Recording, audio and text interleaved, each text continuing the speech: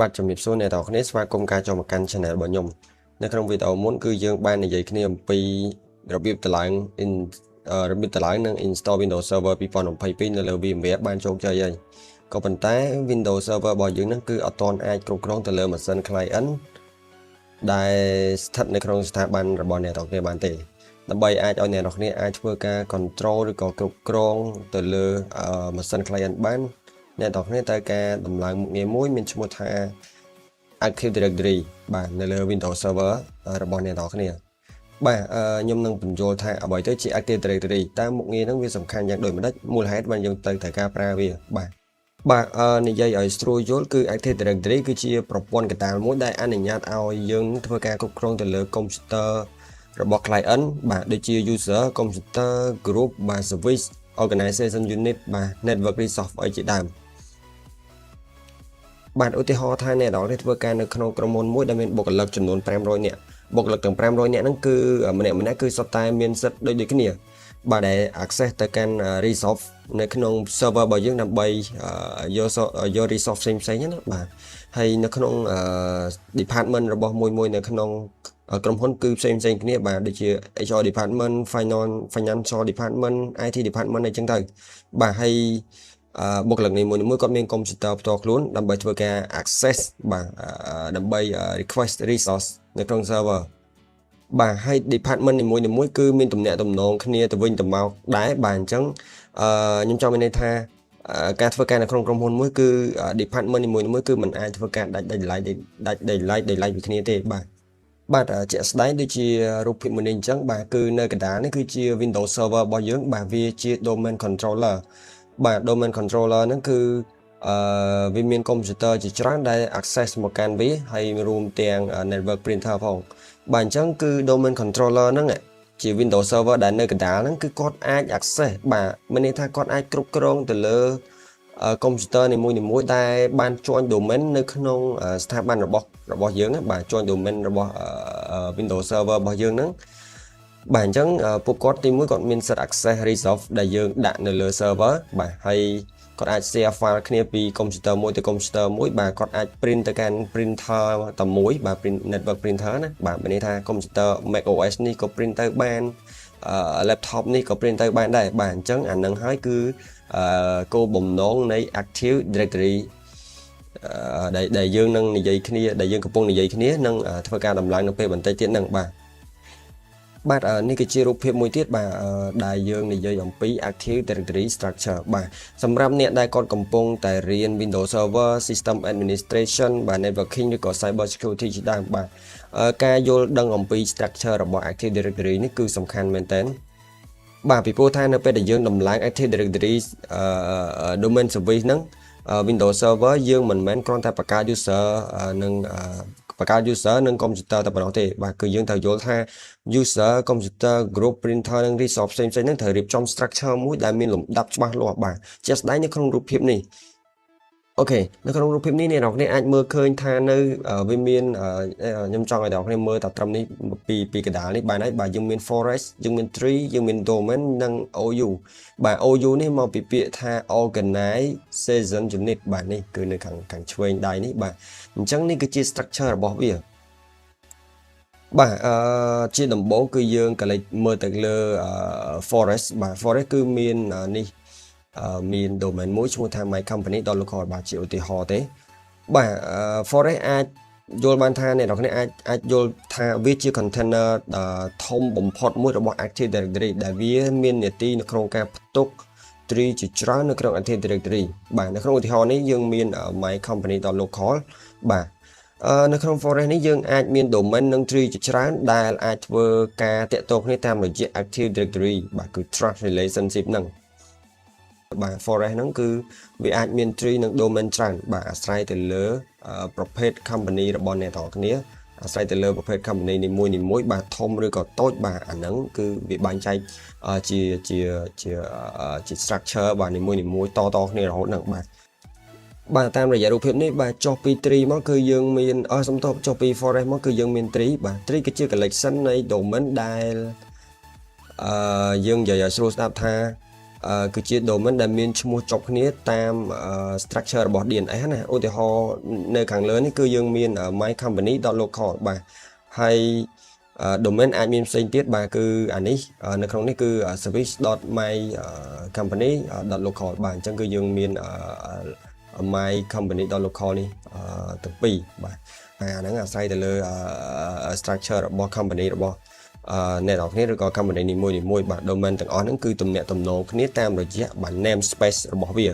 បាទនិយាយឲ្យស្រួលយល់ទៅអ្នកនរគ្នាអាហ្នឹងវាប្រៀបដូចជាដើមឈើអញ្ចឹងបាទដើមឈើអញ្ចឹងបើសិនយើងប្រៀបទៅនឹងដើមឈើបាទforest គឺជាព្រៃដែលធំមួយហើយនៅក្នុងព្រៃហ្នឹងវាមានដើមឈើមួយដើមនៅក្នុងហ្នឹងទៀតអញ្ចឹងណាបាទអាហ្នឹងគឺខ្ញុំចង់សម្ដៅបែបហ្នឹងបាទ forest គឺវាមាន tree ច្រើនអាស្រ័យទៅលើ structure របស់ក្រុមហ៊ុនអូខេចុះមកបន្ទាប់ទៀតគឺ domain បាទ domain ហ្នឹងគឺសំខាន់មែនតើ domain គឺសំខាន់មែនតើនៅក្នុង Active Directory domain ជាកន្លែងដែលយើងគ្រប់គ្រងនិងរក្សាទុក object បាទរក្សាទុក object ហ្នឹង object គឺសំដៅទៅលើនេះបាទនេះខាងក្រោមនេះគឺជា object ហើយបាទមាន user មាន computer បាទអញ្ចឹងវារក្សាទុក object ដូចជា user computer group បាទ printer ឬក៏ serviceនឹងអាចមិនអាចទេនឹងជា resource ផ្សេងបាទអញ្ចឹងនៅក្នុងរូបភាពហ្នឹងគឺយើងឃើញហើយបាទ mycompany.local បាទ hr .company.local អីចឹងទៅបាទអាហ្នឹងហើយគឺជា domain បាទហើយនេះខាងនេះគឺ it.service.mycompany.local បាទខ្ញុំសូមបញ្ជាក់ផងដែរបាទ domain name នេះគឺសំខាន់មែនទែនពីព្រោះវាប្រើសម្រាប់កំណត់អត្តសញ្ញាណរបស់ network environment របស់យើងបាទឧទាហរណ៍ថា user ម្នាក់គាត់អាច log in ចូលទៅក្នុង domain ហ្នឹងប្រើប្រាស់ account បាទដែលស្ថិតនៅក្នុង domain នោះឧទាហរណ៍បាទគាត់ប្រើប្រាស់ account មួយដែលបានជាន់ domain របស់គាត់ហើយនៅក្នុងក្រុមហ៊ុនរបស់គាត់បាទដោយប្រើ domain ឈ្មោះថាបាទឧទាហរណ៍ថាអញ្ចឹងmy company បាទ company បាទ .local/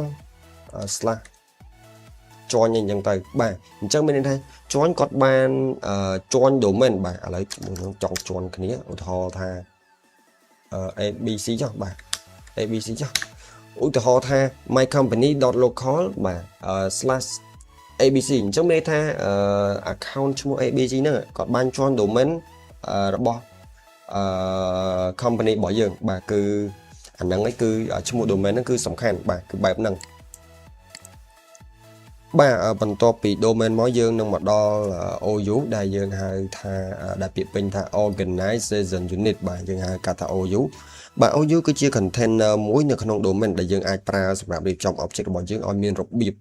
បាទឲ្យមានរបៀបបាទនៅក្នុងរូបនេះយើងមានថាយើងមាន OU user យើងមាន OU computer យើងមាន OU HR បាទយើងមាន OU finance IT បាទនិង OU support បាទសំណួរសួរថាហេតុអ្វីបានយើងត្រូវប្រើ OU បាទចម្លើយគឺនៅពេលដែល organization មាន user ច្រើនបាទហើយនឹង computer រាប់រយគ្រឿងរាប់ពាន់គ្រឿងគឺយើងពិបាកគ្រប់គ្រងដូច្នេះហើយទើបយើងប្រើ OU ហ្នឹងដើម្បីរៀបចំ object របស់យើងបាទទៅតាម department ប្រភេទនីមួយបាទយើងមាន user computer HR finance ជាដើមបាទគឺយើងមាននៅក្នុងហ្នឹងមានច្រើនអញ្ចឹងបាទដើម្បីរៀបចំឲ្យវាមានសណ្ដាប់ធ្នាប់បាទណាមួយយើងស្រួល control ផងទៅលើបែងចែកវាជាផ្នែកបែបហ្នឹងបាទឧទាហរណ៍ថាHR department បាទគាត់មួយអញ្ចឹងទៅបាទ finance department គាត់មាន OU មួយអញ្ចឹងទៅបាទហើយsupport department មាន OU មួយទៀតអញ្ចឹងទៅបាទអ្នកនរគ្នាឥឡូវខ្ញុំសាកយកឧទាហរណ៍មួយអំពីforest បាទនេះ forest នេះ active directory structure forest បាទរបស់សាកលវិទ្យាល័យភូមិន្ទភ្នំពេញដែលជាសាកលធំមួយបាទប៉ុន្តែខ្ញុំសូមបញ្ជាក់ដែរថាមានមហាវិទ្យាល័យច្រើននៅក្នុងហ្នឹងបាទដូចជា6មិនដឹង7មិនដឹងបាទ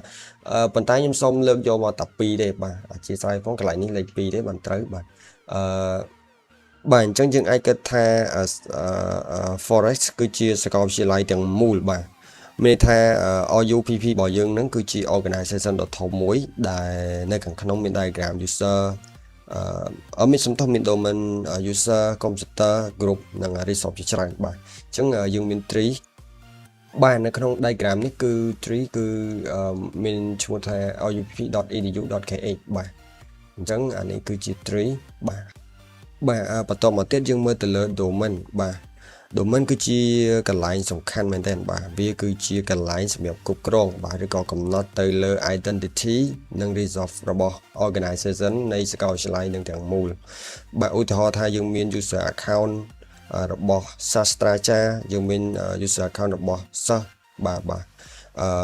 computer account បាទរបស់ lab computer និង group ឬក៏ department ផ្សេងបាទនៅពេលដែលមាន Windows Server មួយត្រូវបាន promote បាទទៅជា domain controller វានឹងផ្ដល់ជាសេវាកម្មបាទវាផ្ដល់ជាសេវា Active Directory Domain Service បាទសម្រាប់ domain ហ្នឹង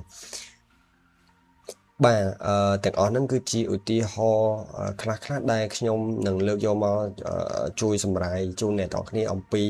អ្វីទៅជា Active Directory Structure បាទខ្ញុំសង្ឃឹមថាអ្នកនរគ្នានឹងយល់បានខ្លះអំពី Active Directory Structure ហ្នឹងហើយបាទបើសិនបើមានចម្ងល់អីតើអ្នកនរគ្នាអាចធ្វើការ research មើលបន្តិចទៀតថែមទៀតទៅបាទគឺនឹងយល់ច្បាស់ហើយបាទថានៅក្នុងរចនាសម្ព័ន្ធរបស់ក្រុមហ៊ុនដ៏ធំមួយគឺគេមានអ្វីខ្លះបាទជាទូទៅគឺបែបហ្នឹងបាទគឺគេ control តាំងពីលើដល់ក្រោមបាទទៅតាមផ្នែកនីមួយៗគឺមានសម្ដាប់ធ្នាប់បាទដើម្បីងាយនៅក្នុងការគ្រប់គ្រងអូខេអញ្ចឹងខ្ញុំសូមអត់លម្អិតពីវាទៀតទេយើងឈានចូលទៅដល់ការដំឡើងវាតែម្ដងនៅលើ Windows Server របស់យើងបាទដែលយើងបានដំឡើង Windows Server កាលពីវីដេអូមុនបាទអញ្ចឹងអ្នកនរគ្នាអាចធ្វើការបើក VMware Workstation របស់អ្នកនរគ្នាមកបាទខ្ញុំធ្វើការបើកនេះគឺជា Windows Server របស់ខ្ញុំបន្ទាប់មកយើងធ្វើការ Power On បាទPower On វិញមកអូខេឥឡូវវាចូលហើយបាទអ្នកនរគ្នាឥឡូវយើងចូលមកហើយយើងធ្វើការចុចបាទControl Alt Insert បាទអញ្ចឹងយើងចុច Control Alt Insert ហើយយើងធ្វើការវាយ password របស់ server របស់យើងបាទគឺខ្ញុំដាក់បាទ ABC បាទ add 1 2 3បាទនៅកាលពីវីដេអូមុនអញ្ចឹងយើងធ្វើការចូលទៅខាងក្នុងបាទអ្នកនរគ្នាពេលយើងចូលមកគឺវាបង្ហាញបែបហ្នឹងបាទគឺវានឹង load server manager មកបាទករណីបើសិនជាទាំងអស់គ្នាច្រឡំដៃលុបបាទក៏អត់អីដែរបាទ server manager ហ្នឹងយើងអាចទៅបើកវាបានឥឡូវខ្ញុំធ្វើការបិទវាសិនក៏បានដែរបាទហើយយើងទៅបើកថ្មីវិញបងប្អូនបាទរៀងគាំងតិចបាទអញ្ចឹងអ្នកនរគ្នាអាចចុច key window មកបាទនៅខាងក្រោមនេះហើយយើងនឹងឃើញនេះបាទគឺមាននៅទីនេះគឺ server manager អញ្ចឹងអ្នកនរគ្នាអាចធ្វើការបើកវាមកបាទបន្ទាប់ពីអ្នកនរគ្នាធ្វើការបើក server manager មកអ្នកនរគ្នានឹងឃើញកន្លែងនេះបាទគឺ add rule and feature ហ្នឹងគឺយើងធ្វើការចុចលើវាមកបាទដើម្បី add rule និង feature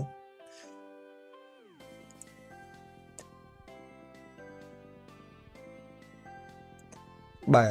យើងធ្វើការចូលទៅ server rule បាទហើយអ្នកនរគ្នានឹងឃើញនៅកន្លែងនេះគឺមានច្រើន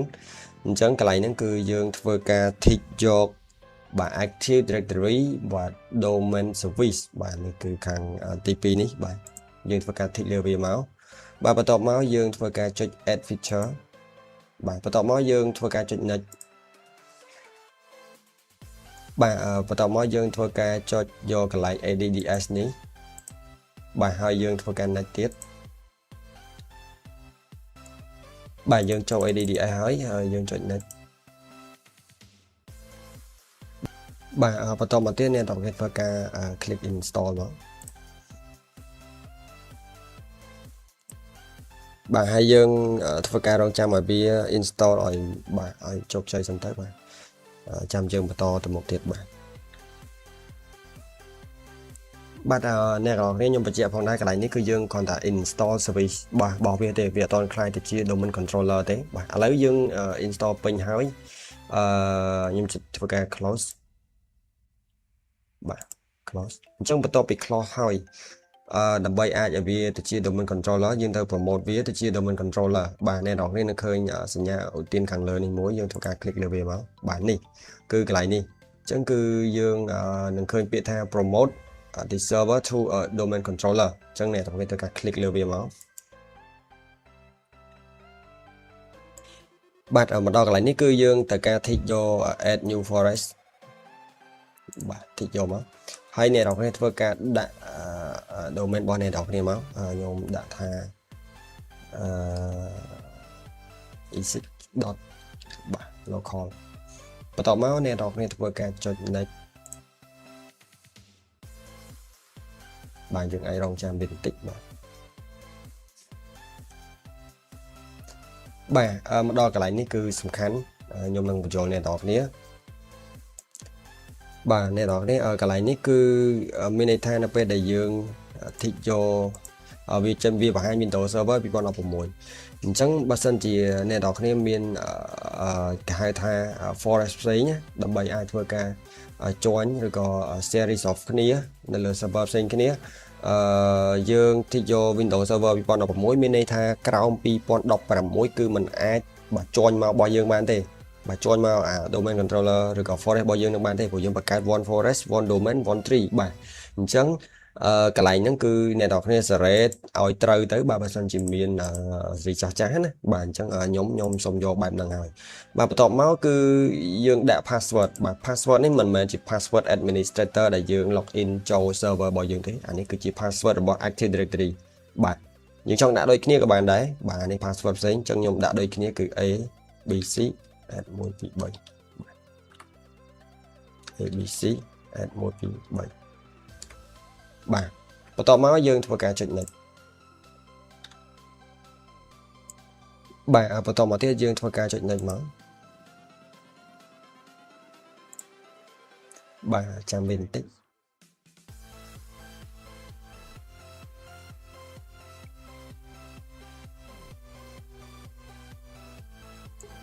បាទនេះគឺជាឈ្មោះ local ដែលយើងបានដាក់មិញណាបាទវានៅបង្ហាញបែបហ្នឹងវាអត់បង្ហាញដល់ local ទេបាទ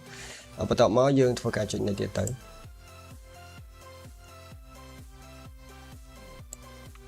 បាទកន្លែងនេះវានឹងបង្ហាញ location បាទ location database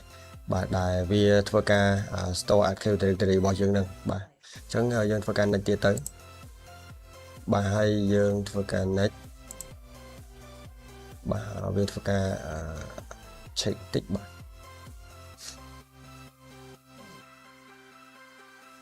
បាទបន្ទាប់មកអ្នកនរគ្នាធ្វើការ click install បាទហើយយើងធ្វើការរងចាំវាទៀតបាទអ្នកនរគ្នានៅពេលដែលអ្នកនរគ្នាធ្វើការតម្លើងវារួចវានឹងទាមទារ restart បាទអធិស្ឋានផងបាទមុនហ្នឹងគឺដោយសារខ្ញុំស្គប់វាទៅវាហើយវាក៏ restart ទៅតែម្ដងក្រោយពេល restart រួចអ្នកនរគ្នានឹងឃើញអីប្លែកមួយបាទគឺខ្ញុំនឹងបង្ហាញបាទឥឡូវនេះឲ្យវា restart សិនបាទអ្នកនរគ្នាឥឡូវក្រោយពីការ restart រួចរាល់ហើយបាទយើងធ្វើការចុច Control Alt Insert បាទអ្នកនរគ្នានឹងឃើញមានអីប្លែកដែរនេះគឺវាបន្ថែមឈ្មោះ local របស់យើងបាននៅខាងមុខ administrator អូខេអញ្ចឹងយើងអាចធ្វើការវាយបញ្ចូល password របស់អ្នកនរគ្នាទៅបាទគឺ abc អូខេអញ្ចឹងឥឡូវយើងបានចូលមកខាងក្នុងហើយបាទserver នៅពេលដែលយើងបើកគឺវានឹង load server manager dashboard មករហូតខ្ញុំសម្បត្តិសិនអ្នកនរគ្នាចុច key window មួយហើយអ្នកនរគ្នាមើលកន្លែង tool window administrative tool បាទយើងចុចលើវាមកនេះកន្លែងនេះគឺ Active Directory user and computer អញ្ចឹងបើសិនជាអ្នកនរគ្នាអត់ទាន់បាន install ទេអត់ទាន់បានដាក់វាទៅជា domain controller ទេគឺវាអត់មានមុខងារហ្នឹងទេបាទឥឡូវខ្ញុំអាចធ្វើការបើកវាទៅនេះបាទគឺនេះគឺជាឈ្មោះ domain របស់យើងបាទវាគឺជាអាចនិយាយថាវាជា tree សំទោសជា forest បាទហើយយើងធ្វើការបើកមកនេះយើងមាន user បាទបើកមកបាទនេះគឺជា user របស់យើងអញ្ចឹងខ្ញុំដាក់វាពេញ screen បាទបន្ទាប់មកអ្នកនរគ្នាអាចបើកស្ដាំហើយយើងចុច menu បាទអញ្ចឹងយើងពេលហ្នឹងគឺយើងអាចបង្កើត user បានហើយបាទយើងបង្កើត user ហ្នឹងយើងបង្កើត user ហើយយើងទៅឲ្យ machine client ដែលត្រូវ join domain របស់យើងហ្នឹងបាទsign in ទៅគឺគាត់អាច join domain របស់យើងបានហើយអញ្ចឹងវីដេអូក្រោយខ្ញុំនឹងបង្ហាញអំពីរបៀបនៃការបាទយក machine client ហ្នឹងjoin មកកាន់ domain controller របស់យើងបាទដើម្បីយើងធ្វើការគ្រប់គ្រងទៅលើម៉ាស៊ីនរបស់គាត់អូខេអញ្ចឹងវីដេអូហ្នឹងគឺខ្ញុំមានតែប៉ុណ្្នឹងទេបាទបើសិនបើមានកំហុសខុសឆ្គងត្រង់កន្លែងណាមួយបាទសូមអ្នកនរគ្នាអធិស្ឋាននឹងជួយ comment នៅក្នុងការរិះគន់នៅក្នុងនៃស្ថាបនាផងបាទអរគុណជួបគ្នាវីដេអូក្រោយបាទយើងនឹងយកម៉ាស៊ីន client បាទ join មកកាន់ domain របស់យើងបាទបាយបាយជួបគ្នាវីដេអូក្រោយ